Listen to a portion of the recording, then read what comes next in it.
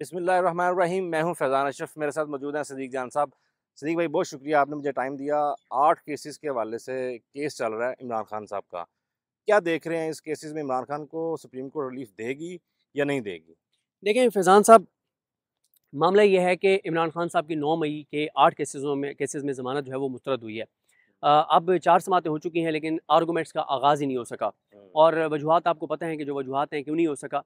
Chief justice Pakistan justice Yahya Khan Afridi साहब reluctant हैं इस केस को मेरिट्स पर चलाने के हवाले से। मेरिट से मुराद ये है कि एक्सप्लेन करना पड़ता है अपने देखने वालों के लिए। मेरिट से मुराद ये है कि जस्टिस सैयद शहबाज रिजवी और जस्टिस तारिक ज़िया बाजवा ने अपने फैसले में जो 2 गवाहों की गवाही का जिक्र किया है, एक जिसने चक्री में कहता है कि छुप के उसने सारी कन्वर्सेशन सुनी, और एक जो कहता है कि उसने जमान पार्क में छुप के और सारी बात सुनी, तो उन दोनों को उन्होंने दुरुस्त उस गवाह और सच्चा गवाह जो है वो करार दिया है। तो अब याहिया अफरीदी साहब कहते हैं कि मैं इन गवाहों की गवाही का जिक्र तक नहीं सुनूंगा, उसके ऊपर कोई दलाइल नहीं सुनूंगा, यानी मेरिट्स पे नहीं जाऊंगा। मोटी मोटी बात करें कि जज ने, क्योंकि वो ये समझते हैं कि ये आज एक तरह से उन्होंने फैसला तो सुना दिया है। अच्छा। फैसला उन्होंने ये सुना दिया है कि ये केस फैसला तो बरकरार नहीं रहेगा। और ये जजेस जिस तरह से मुशावरत अंदर करके आए हैं, और ये भी हैरान कुन है कि जो 2 जज हैं, शफी सदीकी साहब और मियां गुलशन औरंगजेब साहब, वो एक लफ्ज़ नहीं बोल रहे इस केस में। और इसीलिए इन दोनों जजेस पे भी बहुत ज़्यादा सवालात उठ रहे हैं। भाई देखें, आपने भी हलफ उतना ही उठाया हुआ है सुप्रीम कोर्ट के जज का जितना जस्टिस याहिया खान ने उठाया हुआ है। आपने भी उतनी ही, आपकी इंसाफ की जिम्मेदारी है जितनी जस्टिस याहिया खान अफरीदी की है। आप भी उतनी ही तनख्वाह लेते हैं जितनी जस्टिस याहिया खान अफरीदी ले रहा है। जब आप इस तरह का तासुर देंगे कि चीफ जस्टिस पाकिस्तान के साथ आप बैठे हैं, तो आप जो है वो 13वें खिलाड़ी के तौर के ऊपर बैठे हुए हैं। आप जो है वो, मैं अब कोई और लफ्ज़ नहीं यूज़ करना चाहता, मतलब आप सवाल करें, आप बात करें, आप बोलें। ये क्या कि लगता ये है कि आप अंदर से तीनों अंदर डिसाइड करके आए हुए हैं, फैसला आप करके बैठे हुए हैं। देखें, एक फैसला तो हो चुका है, जो उनकी पिछले 4 समातों की ऑब्जर्वेशंस है ना, एक फैसला तो बंद कमरे में ये 3 जज कर चुके हैं, और वो ये है कि जस्टिस सैयद शहबाज रिजवी और जस्टिस तारिक ज़िया बाजवा का फैसला 100% गलत है। 100% फैसला गलत है, 100% वो फैसला गलत है। वो फैसला तो हो रहा है कलअदम। वो इसकी डिटेल में नहीं जाना चाह रहे। वो 2 चीज़ें करना चाह रहे हैं। एक तो फैसला वो 100% कलअदम होगा, ये तो 3 बंद कमरे में ये जज फैसला करके आए हुए हैं। क्योंकि देखें ना, जस्टिस याहिया अफरीदी साहब क्या कह रहे हैं? जस्टिस याहिया अफरीदी साहब ये कह रहे हैं कि पहले हम सुनेंगे प्रोसिक्यूशन को। अब हैरानकुन बात यह है कि इमरान खान साहब ने ज़मानतों के लिए अप्लाई किया इंसदाद दहशतगर्दी की अदालत में। इंसदाद दहशतगर्दी की अदालत ने इमरान खान की ज़मानतों, वकील के दलाइल सुने और ज़मानतें मुस्तरद कर दी। उन्होंने ये फैसला इंसदाद दहशतगर्दी की अदालत के चैलेंज कर दिया हाई कोर्ट में। हाई कोर्ट में दरखास्त गुजार थे इमरान खान, और उन्होंने जब जाके हाई कोर्ट को कहा कि जी ये फैसला गलत है, यानी उनके वकीलों ने इमरान खान साहब की तरफ से, उन्होंने प्रोसिक्यूशन को, पंजाब हुकूमत की जो पुलिस डिपार्टमेंट की लीगल टीम है, वकील हैं सरकारी, उनको नोटिस कर दिया। पहले इमरान खान के वकील ने दलाइल दिए कि ये फैसला क्यों गलत है इंसदाद दहशतगर्दी की अदालत को, क्यों इसको कलअदम होना चाहिए और इमरान खान को जमानतें मिलनी चाहिए। उनके दलाइल कंप्लीट हुए तो जो मुखालिफ पार्टी थी हुकूमत, उन्होंने कहा जी इसको जमानत नहीं मिलनी चाहिए क्योंकि ये दलाइल हैं। जजेस ने उनको सुन के और फैसला ये किया कि जी हुकूमत ठीक कह रही है, मरियम नवाज की हुकूमत ठीक कह रही है, नवाज शरीफ की हुकूमत ठीक कह रही है, प्रोसिक्यूशन ठीक कह रही है कि इमरान खान को जमानत नहीं मिलनी चाहिए, और उन्होंने इमरान खान की जमानतें मुस्तरद कर दी। अब इमरान खान के वकील आ गए सुप्रीम कोर्ट में। अब होना यही चाहिए कि जैसे नीचे पहले इमरान खान के वकील ने दलाइल दिए, फिर दूसरी पार्टी ने, ऊपर भी साइल इमरान खान थे, दरखास्त गुजार इमरान खान थे, और प्रोसिक्यूशन तो रिस्पोंडेंट थी, उनसे तो जवाब मांगा। अब हमेशा से ये तरीकाकार रहा है, सदियों से ये तरीकाकार रहा है कि जब अदालतों के अंदर कोई पिटीशन करता है तो पहले दरखास्त गुजार को सुना जाता है कि भाई आप क्या कहते हैं। तरीका ये होना चाहिए कि पहले सुने सलमान सफदर साहब को। सलमान सफदर साहब बताएं कि क्यों शहबाज रिजवी और तारिक ज़िया बाजवा का फैसला गलत है। जब वो अपने दलाइल कंप्लीट कर लें तो फिर जस्टिस याहिया खान सुने हुकूमत को कि आप ये जो बताएं, ये जो सलमान सफदर कह रहे हैं कि ये फैसला गलत है, और इन्होंने जो आर्गूमेंट्स दिए हैं, जो इन्होंने दलील दी है, इस दलील का क्या इरादा है आपके पास? ये है तरीका। जस्टिस याहिया खान क्या कह रहे हैं? वो कह रहे हैं मैं नहीं नहीं नहीं नहीं नहीं, सलमान सफदर मैं तुम्हें नहीं सुनूंगा, मैं सुनूंगा प्रोसिक्यूशन को। मतलब ये पहली बार हम देख रहे हैं कि पहले प्रोसिक्यूशन को आप सुन रहे हैं। क्यों? कहते हैं प्रोसिक्यूशन से हम पूछेंगे कि पहले तो आप ये बताएं कि ये फैसला क्यों बरकरार रहना चाहिए, कि इमरान खान की जमानतें मुस्तरद करने का फैसला कलअदम हो सकता है अभी या नहीं हो सकता? नहीं। वो सिंपल कह रहे हैं कि हम उनसे पूछेंगे, मरियम नवाज की प्रोसिक्यूशन सरकारी टीम से पूछेंगे कि ये बताएं कि ये फैसला क्यों बरकरार रहना चाहिए। भाई आप उल्टा काम कर रहे हैं, ये आप उल्टा काम क्यों कर रहे हैं? आप पंजाब हुकूमत को बचाने के लिए, 9 मई के नैरेटिव को बचाने के लिए, 9 मई के बयानी को बचाने के लिए, क्यों वो प्रोसिक्यूशन को सुन के और कहेंगे कि जी हम मुतमिन नहीं है, हम इनको सुन के मुतमिन नहीं है, हम फैसला कलअदम कर रहे हैं। अब 2 चीज़ें, या तो वो ये करेंगे कि फैसला कलअदम करके और वो इमरान खान को जमानतें दे देंगे, या वो फैसले को कलअदम करके और नीचे भेजेंगे दोबारा हाई कोर्ट को कि दोबारा सुन के फैसला करें। ठीक है, ये तो तय है कि तीनों जज बंद कमरे में ये फैसला करके आए हुए हैं कि ये फैसला तो दुरुस्त नहीं है। जस्टिस शहबाज रिजवी का और जस्टिस तारिक ज़िया बाजवा दोनों का फैसला दुरुस्त नहीं है, ये तो तीनों जजेस फैसला कर चुके हैं। लेकिन अब मसला क्या है, सलमान सफदर साहब चाहते हैं कि उनको पहले मौका मिले। आज उन्होंने यही कहा जस्टिस जाहिया खान को कि सर पहले मेरे दलाइल सुन लें। वो जो जुल्फकार अब्बास नकवी है, जो प्रोसिक्यूटर है सरकारी, और वो बीमार है, तो वो जब आएगा तो उसके आप दलाइल सुन लीजिएगा, कल सुन लीजिएगा। अब याहिया अफरीदी साहब कह रहे हैं नहीं, मैं आपको नहीं सुनूंगा, पहले मैं उसको सुनूंगा। ये कहाँ का असूल है? दूसरी बात यह है फैजान साहब, हुकूमत को यह पता चल चुका है, मरियम नवाज की हुकूमत को यह पता चल चुका है, शहबाज सरकार को यह पता चल गया है कि जस्टिस शहबाज रिजवी और तारिक ज़िया बाजवा की फैसले की औकात यह है कि ये जूते की नोक पे जाएगा, ये फैसला बरकरार नहीं रहेगा। इसीलिए प्रोसिक्यूटर नहीं आया। वरना मुझे बताएं, रात 2-2 बजे तक 9 मई के केस चले हैं हाई कोर्ट में। इस केस में 8 वकीलों की टीम पेश हुई, तो उन 8 में से कोई और आ जाए ना सुप्रीम कोर्ट में। अगर उनको कॉन्फिडेंट होते कि ये फैसला बरकरार रहेगा तो आ जाती। भाई हुकूमत के पास सैकड़ों वकील हैं, कोई और आ जाता ना। क्यों जुल्फकार अब्बास नकवी बीमार हो गए, क्यों वो नहीं आए, क्यों हफ्ते का टाइम मांगा जा रहा है? क्योंकि उनको पता है कि शहबाज रिजवी और तारिक ज़िया बाजवा का फैसला 100% कलम होगा, 1000% कलअदम होगा। अगला सवाल यह है कि कलअदम तो होगा, क्या टेक्निकल बुनियादों पर होगा या मेरिट पे होगा? या अफरीदी साहब उसको टेक्निकल बुनियादों पे करना चाहते हैं।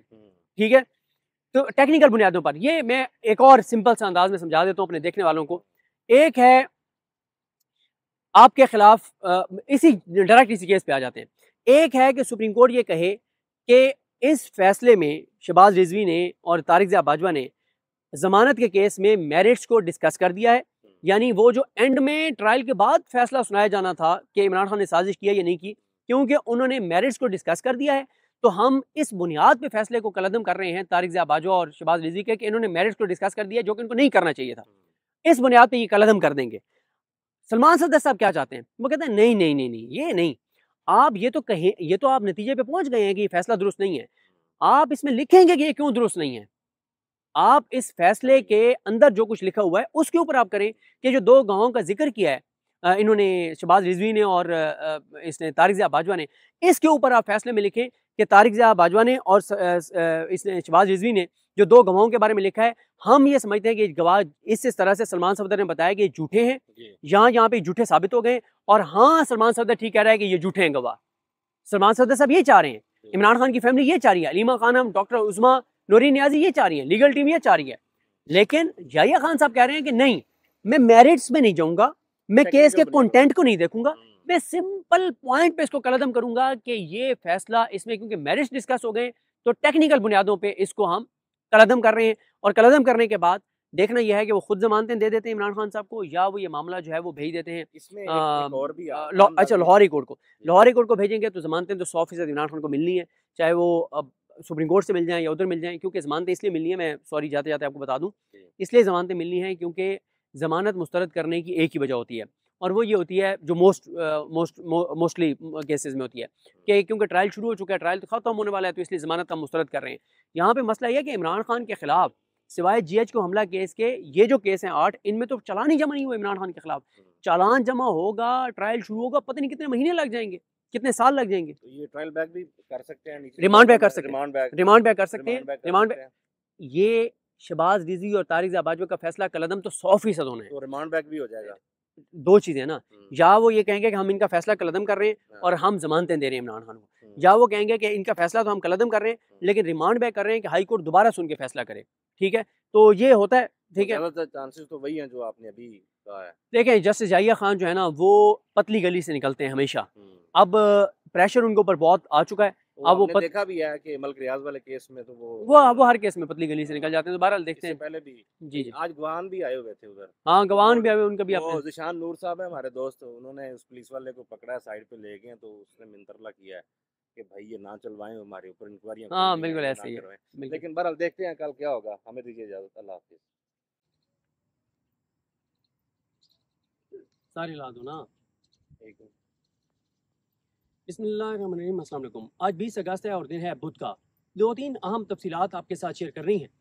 इमरान खान साहब ने शहबाज गिल साहब के हवाले से क्या कहा है, किन 3 यूट्यूबर्स का जिक्र हुआ है, आज़म सवाती साहब के हवाले से जो फैसला इमरान खान साहब का, क्या वो तब्दील भी हो सकता है, क्या वो वक्ती तौर पर फैसला है, और बहुत सी चीज़ें जो डिस्कस करनी है, लेकिन आगाज़ इस चीज़ से करते हैं कि मेरी इत्तलात ये है कि इमरान खान साहब पर बहुत ही ज़्यादा जेल में सख्तियाँ बढ़ा दी गई हैं और बहुत ही ज़्यादा उनको मेंटली टॉर्चर किया जा रहा है, उनको बहुत अजियत दी जा रही है, उनको बहुत तकलीफ़ दी जा रही है, उनकी अहलिया को बहुत तकलीफ़ दी जा रही है।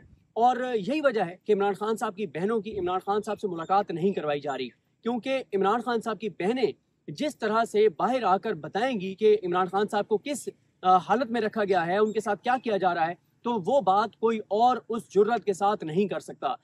ये जो बाहर आकर और बताया जा रहा है कि सब ओके है, इमरान खान की सेहत बिल्कुल ठीक है, इमरान खान जो है ना डटा हुआ है, इसमें तो कोई शक नहीं है कि इमरान खान डटा हुआ है, इसमें कोई शक नहीं है कि इमरान खान कंप्रोमाइज़ करने को तैयार नहीं है, इसमें कोई शक नहीं है कि इमरान खान 1 इंच भी अपने मौक़िफ़ से पीछे हटने को तैयार नहीं है। इमरान खान ये कहते हैं कि वो कौम के साथ गद्दारी नहीं करेंगे, पाकिस्तान की कौम ने जो उनसे उम्मीदें वाबस्ता की हुई हैं, उन उम्मीदों पर वो पूरे उतरेंगे। लेकिन बात यह है कि इमरान खान इंसान है, और जब आप एक इंसान को 22-22 घंटे आइसोलेट रखेंगे, उसको अज़ियत देंगे, उसको जो है जो उन्होंने खुद भी पहले एक बार बताया कि उनको वज़ू का पानी तक जो है वो गंदा दिया जा रहा है। तो जब आप 22-22 घंटे उनको आइसोलेट रखेंगे, आप उनको बुक्स नहीं देंगे, आप ताकि वो कोई किताब ना पढ़ सकें, अखबार नहीं देंगे, टीवी नहीं होगा, तो आप अंदाज़ा लगाएं कि 22 घंटे जब आप किसी इंसान को आइसोलेट रखते हैं, तो उसके वो जितना भी वो मजबूत आसाब का हो, कुछ ना कुछ सेहत पर असरात आना शुरू हो जाते हैं।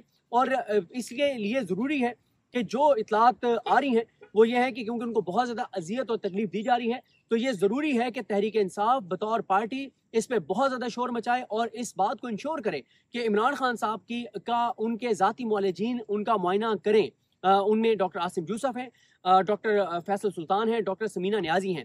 अगर इमरान खान बिल्कुल उनको कोई तकलीफ नहीं दी जा रही और उनको बिल्कुल रूटीन उनकी दुरुस्त है और उनको किसी तरह का कोई उनके लिए मसाइल खड़े नहीं किए गए, तो क्या मसला है? आप उनसे उनकी बहनों को मिलने दें, आप उनके डॉक्टर्स को उनका मुआयना करने दें। मेरा ये ख्याल है कि इस वक्त तहरीक इंसाफ को, पूरी पार्टी को जितना शोर मचाना चाहिए वो नहीं है। तहरीक इंसाफ ने चीज़ों को, तहरीक इंसाफ की बाहर लीडरशिप ने चीज़ों को नॉर्मलाइज कर दिया है।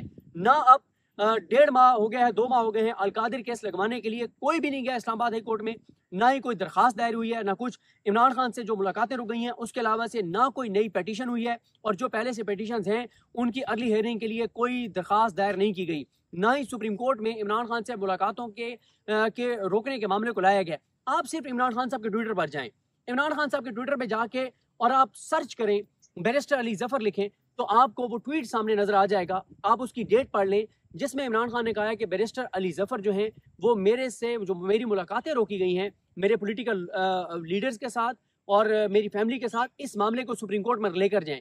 3-4 माह हो गए हैं इमरान खान की, मेरा ये ख्याल है कि 3-4 माह गुजर गए हैं, ये मामला तहरीक इंसाफ सुप्रीम कोर्ट नहीं लेकर गई, और अगर सुप्रीम कोर्ट में लेकर गई है तो तहरीक इंसाफ उसके ऊपर कोई बात नहीं कर रही, ना ही उसके ऊपर अर्ली हियरिंग की कोई एप्लीकेशन दी गई है। मेरा ये ख्याल है कि इस वक्त जो इतलात आ रही हैं अडियाला से, उनको जो उस तरह से नहीं बताया जा रहा कि इमरान खान को जिस हद तक अजियत और तकलीफ दी जा रही है, और मुझे नहीं पता कि ये क्यों है। मतलब जो मिलने जाते हैं बाहर आकर वो खौफजदा हो जाते हैं कि हम बताएं नहीं, इसलिए बहुत ज़रूरी है 3 चीज़ें इस वक्त बहुत ज़रूरी हैं, 3 चीज़ें बहुत ज़रूरी हैं। पहला, इमरान खान से उनकी बहनों की मुलाकात। कल कहा गया था कि आज इमरान खान की बहनों से उनकी मुलाकात कराई दी जाएगी, लेकिन आज भी इमरान खान की बहनों से उनकी मुलाकात नहीं कराई गई। दूसरा, ज़रूरी है कि इमरान खान के जो मुआलिजीन हैं ज़ाती, वो इमरान खान का चेकअप करें। और तीसरा जो ज़रूरी है वो है कि उनकी जो मुलाकातें अगर नहीं करवाई जा रही तो इस मसले को, तहरीक इंसाफ को, सुप्रीम कोर्ट ऑफ पाकिस्तान में लाना चाहिए।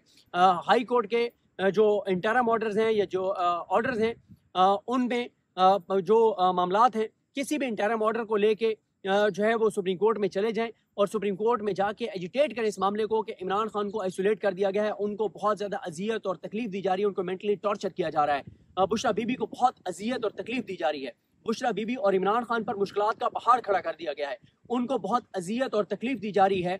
और अब वो जो एक मामलात थे, जो एक सख्तियाँ और वो सारा, अब ये मामलात, इतलात ये हैं कि उस फेज़ में दाखिल हो चुकी हैं कि जहाँ पे इतनी ज़्यादा मुश्किलात बढ़ा दी गई हैं कि इमरान खान साहब को इतना टॉर्चर किया जा रहा है आइसोलेट करके कि किसी तरह से इमरान खान सरेंडर कर दें, टूट जाएं, जो कि ना वो सरेंडर कर रहे हैं ना वो टूट जा रहे हैं।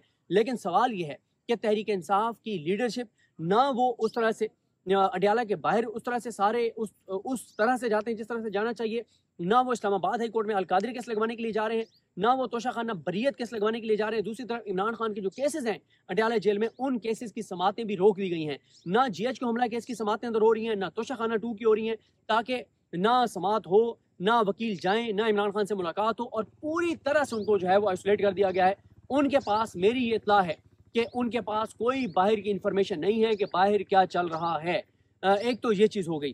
तो और इसी तरह से बुशरा बीबी जो है, उनसे वो जो एक उनको कुछ वहाँ पे ख़वातीन उनको मिली हुई थी उनके काम करने के लिए, तो वो भी उनसे वो सहूलत इतलात ये हैं कि वापस ले ली गई है, और उनको तमाम काम जो है वो खुद करने पड़ रहे हैं। उनको खाना प्रॉपर नहीं दिया जा रहा, उनको अब प्रॉपर चेकअप नहीं हो रहा, उनको भी आइसोलेट रखा जा रहा है। और सख्तियाँ जो हैं वो जब से इमरान खान और बुशरा बीबी गिरफ्तार हुए हैं, आज तक इतनी सख्तियां नहीं हुई थी जितनी सख्तियां इस वक्त उनके ऊपर कर दी गई हैं। लेकिन इसके ऊपर बाहर सब चीज़ें PTI की लीडरशिप ने इसको नॉर्मलाइज कर दिया है। इसके ऊपर कोई शोर शराबा नहीं है, कोई बातचीत नहीं है।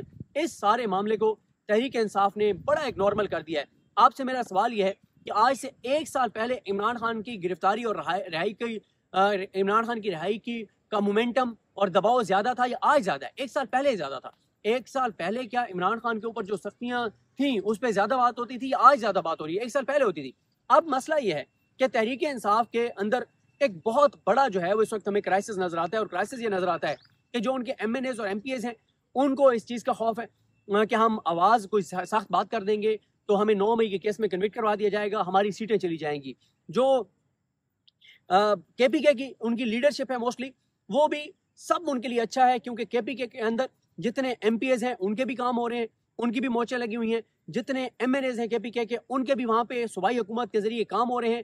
तो तहरीक इंसाफ की बाहर लीडरशिप ने इमरान खान की कैद को भी नॉर्मलाइज कर दिया है, और इमरान खान के ऊपर ढाई जाने वाली मुश्किलात और जो उनके लिए अजियतें और तकलीफ़ें हैं, उस तमाम चीज़ों को नॉर्मलाइज कर दिया गया है। मैं चीज़ें तो बहुत ज़्यादा ऐसी मेरे तक पहुँची हैं, लेकिन मैं उनमें नहीं जा रहा। मैं सिर्फ इतना कह रहा हूँ कि अगर इमरान खान को उनको अजियत और तकलीफ नहीं दी जा रही, तो उनकी बहनों से उनकी मुलाकात करवा दी जाए।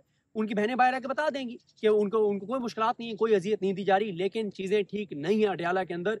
लेकिन उससे ज़्यादा परेशान कुन और हैरान कुन बात यह है कि तहरीक इंसाफ की लीडरशिप उन चीज़ों पर बाहर लीडरशिप कोई बात नहीं कर रही। दूसरा जो मामला है वह है शहबाज गिल साहब के हवाले से। मेरी इतलात ये है कि शहबाज गिल साहब के हवाले से पहले भी उनकी बहुत ज़्यादा शिकायतें लगाई गई थी, और इमरान खान साहब को एक जैसे जिच कर दिया जाता है, इतना ज़्यादा कहा गया। तो इमरान खान साहब ने कहा कि पॉलिटिकल कमेटी फैसला कर दे कि उनको अगर पॉलिटिकल कमेटी से निकालना है। लेकिन मेरी ये इतला है कि जो कल मुलाकात हुई है उसमें इमरान खान साहब ने वीटो कर दिया है। जब उनसे कहा गया कि शहबाज गिल को निकाल दिया जाए, तो इमरान खान ने शहबाज गिल को के हवाले से फैसला किया है कि उनको पॉलिटिकल कमेटी से नहीं निकाला जाएगा। मेरी इतला है, मैंने कोशिश की कि मैं अली बुखारी साहब से इसको दोबारा कंफर्म करूं, मैंने उन्हें कॉल की है, लेकिन उनका नंबर कॉलिंग पे था, रिंगिंग पे नहीं था, मेरी बात नहीं हो सकी। मैं मजीद उनसे बात होगी तो आपके सामने रख दूंगा। लेकिन अब तक की मेरी इन्फॉर्मेशन ये है कि इमरान खान साहब ने जो शहबाज गिल साहब हैं उनके हवाले से फैसला किया है कि वो जिस रोल में इस वक्त काम कर रहे हैं इसी रोल में वो काम करेंगे, और उनको जो है वो पॉलिटिकल कमेटी से अब मुझे ये कंफर्म नहीं हो रहा कि जो बाहर से सजेशन गई थी, तजवीज़ गई थी, वो पार्टी के किन लोगों ने भेजी थी, और आया ये तजवीज़ थी कि उनको पॉलिटिकल कमेटी से निकाल दिया जाए, या उनको बाहर जो कोई रोल मिला हुआ है बाहर काम करने का, उस रोल से उनको हटा दिया जाए। ये मुझे कंफर्म नहीं हो सका। लेकिन मेरी ये इतला ज़रूर है कि इमरान खान साहब ने कहा है कि जिस पोजीशन में वो काम कर रहे हैं इसी तरह से वो काम जो है वो करते रहेंगे। तीसरा मामला है कि इमरान खान साहब ने 3 सहाफ़ियों का और 3 यूट्यूबर्स का इमरान खान साहब ने जिक्र किया है। इमरान खान साहब ने इमरान रियाज खान साहब का पूछा, साबिर शाकिर साहब का पूछा, और डॉक्टर मुईद पीरज़ादा साहब का पूछा। और इमरान खान ने इन तीनों के हवाले से पूछा कि बाहर उनके लिए कोई इशूज़ तो नहीं है, और वो बाहर कोई उनके लिए वहाँ तो कोई नहीं परेशानियाँ खड़ी की गई, और वो किस तरह से बात कर रहे हैं पाकिस्तान के हालात पे और नहीं कर रहे। और इमरान खान साहब ने ये इंस्ट्रक्शन दी हैं कि जो भी उन जेल में जो मामलात हो रहे हैं उस पे लोगों को जो यूट्यूबर्स हैं, जो सहाफ़ी हैं, उनको जो लोग इस पे बात कर रहे हैं इस जबर के ऊपर, बर्बरियत के ऊपर, उन सबको मुसलसल आप अपडेट दें। और इन 3 का इमरान खान साहब ने, जो मेरे तक नाम पहुँचे हैं वो इन 3 के पहुँचे हैं। ज़ाहिर है अभी इमरान खान साहब के पास ज़ाहिर है अभी वैसे तो ज़ाहिर है बाहर मतलब जो बैठे हैं सब भी मतलब वो काफ़ी जुर्रत और बहादुरी के साथ बात कर रहे हैं और सब वापस आना चाहते हैं अपने मुल्क में। जब यहाँ पे हालात बेहतर होंगे, सब अपने वतन में वापस आएँगे, सब अपने पाकिस्तान से मोहब्बत करने वाले हैं, सब पाकिस्तान की मोहब्बत में बात कर रहे हैं, वो चाहते हैं कि हमारा मुल्क आगे जाए। तो इमरान खान साहब ने बहरहाल ये 3 नाम जो हैं वो लिए हैं।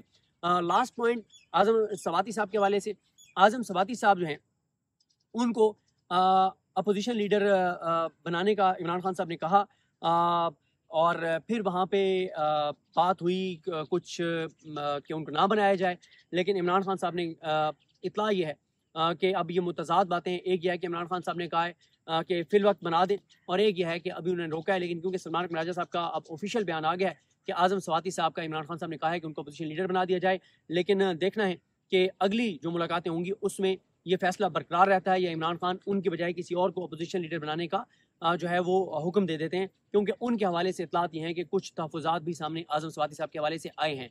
और लास्ट जो पॉइंट है वो है कि जो महमूद खान चकज़ई साहब हैं, उनके हवाले से, उनको अपोज़िशन लीडर बनाने के हवाले से तहरीक इंसाफ के अंदर से काम शुरू हो गया है। तहरीक इंसाफ के अंदर से जो स्पॉयलर्स हैं और जो चाबी वाले खिलौने हैं, वो बहुत एक्टिव हैं कि हमें महमूद खान चकज़ई साहब को जो है वो नहीं बनाना चाहिए अपोज़िशन लीडर।